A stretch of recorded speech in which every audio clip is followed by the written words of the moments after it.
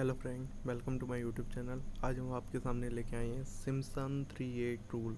तो ये आपको बहुत ज़्यादा इम्पोर्टेंट आपके सामने है एक रूल, जो कि आपको पता है कि ये कहाँ से आपको मिला है। ये आपको कोटे मेथड से मिला है, जिसमें आपने n बराबर 3 पुट किया है और उसके बाद आपको ये फार्मूला आपके सामने स्क्रीन पर आया है।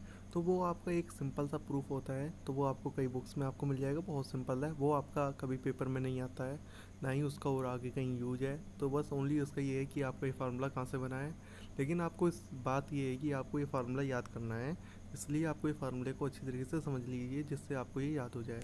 तो और इसको आप कई बार कॉपी पे लिखिएगा, जिससे आपको याद हो जाएगा। और आपको एक बार हम समझा दें, जिससे आपको ये अच्छी तरीके से तैयार हो जाएगा।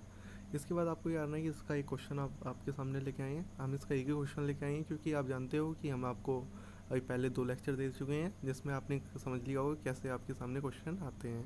तो ये आपका 38 रूल है, जो आपका न्यूमेरिकल इंटीग्रेशन आपका चैप्टर है, उसमें आपका थर्ड आपका रूल है। तो ये आप अच्छी तरीके से समझिएगा। तो स्टार्ट करते हैं सिम्पसन 38 रूल। तो जो 38 रूल होता है वो आपका integration A to B by D X बराबर आपका होता है 3h/8। तो ये चीज़ आपको याद रखनी सबसे पहले, 3h/8 क्योंकि आपका सबसे पहले होता है कोष्ठक के बाहर। इसके बाद आपको y0 + yn लेना है, मतलब फर्स्ट टर्म, और आपका लास्ट टर्म आपको लेना है। इसके बाद आपको यही याद रखना है, आपको इसको बीच को भी थोड़ी देर स्किप करते हैं। इसके बाद आपको याद रखना है 2 आपका कोष्ठक में y3 + y6 + y9 + ... + yn-3। इसका मतलब क्या है कि जो आपको 2 का मल्टीप्लाई करके लिखना है, उसमें आपको 3 के मल्टीपल्स लिखने हैं। मतलब कि 3, 6, 9, 12, ऐसे ही 15। मतलब कि आपको लगातार आपको लिखते चले जाने हैं।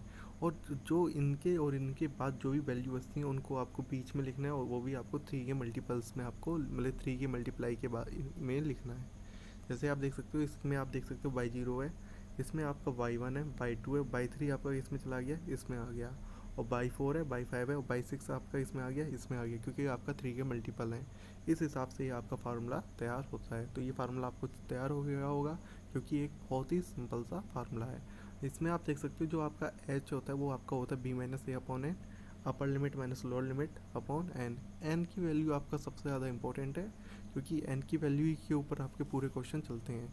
जो आपका सिम्पसन 38 रूल होता है, उसमें आपकी n की वैल्यू 3 के मल्टीपल्स में होती हैं।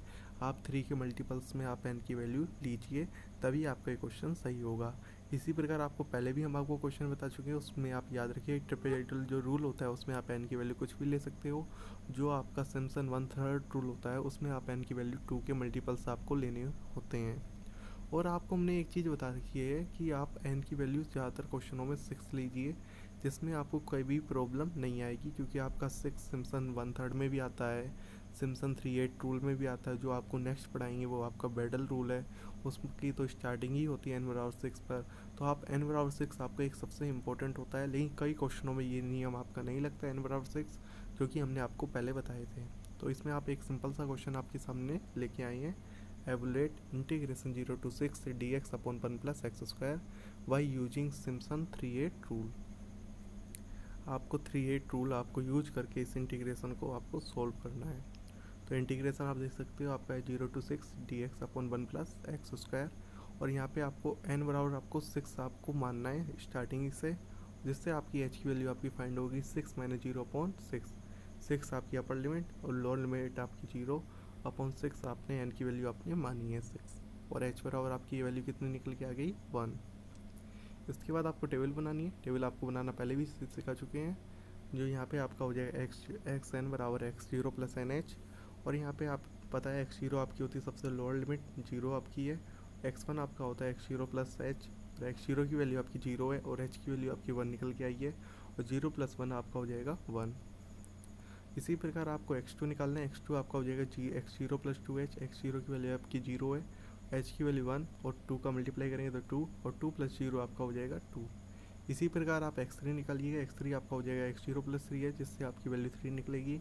x4 आपका हो जाएगा x0 + 4h, और 0 + 4 आपको इसको सॉल्व करने से आपका 4 आ जाएगा।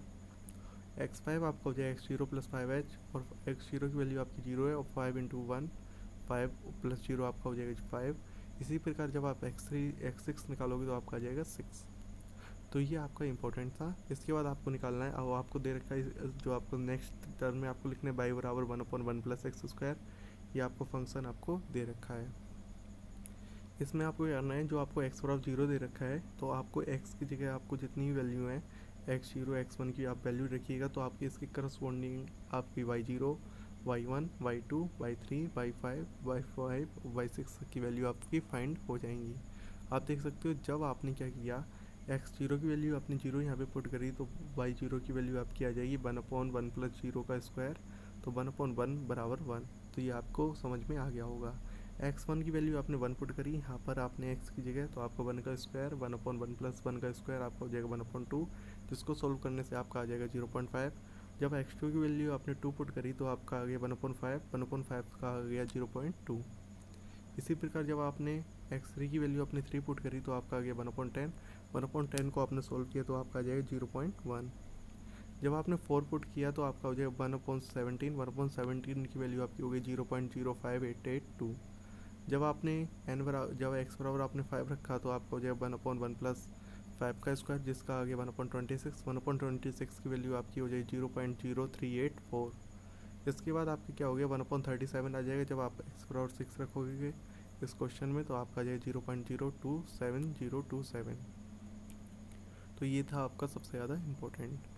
अब ये चीज़ तो आपने टेबल बनानी सीख ली। इसके बाद ओनली आपको क्या करना है, बाई सिम्पसन 3/8 रूल। इसमें आपके 6 टर्म है, तो आप देख सकते हो पहला टर्म आपका y0 और सेकंड टर्म आपका y6।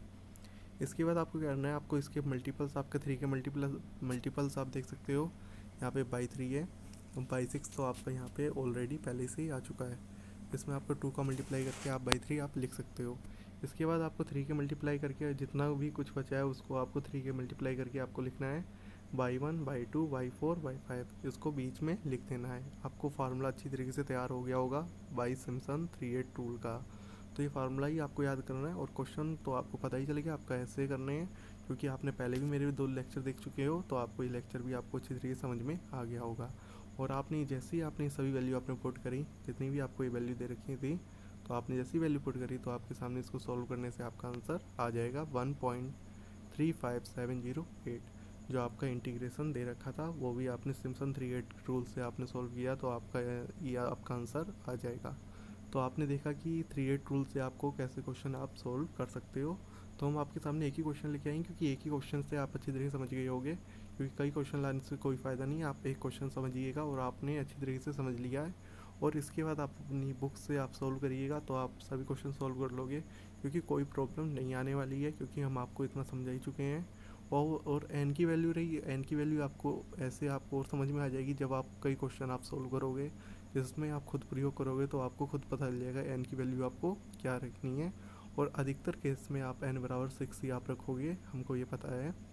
और यदि आपको वीडियो अच्छा लगा हो, तो लाइक और सब्सक्राइब करना बिल्कुल ना भूलिएगा, और साथ में अपने दोस्तों के साथ शेयर करिएगा। तो आपको मिलते हैं नेक्स्ट वीडियो में जल्दी जल्दी, जिससे आपका फोर्थ आपका एक और इम्पोर्टेंट आपका वीडियो आने वाला है, बैडल्स रूल, जो कि आपका एक इम्पोर्टेंट लेक्चर रहेगा।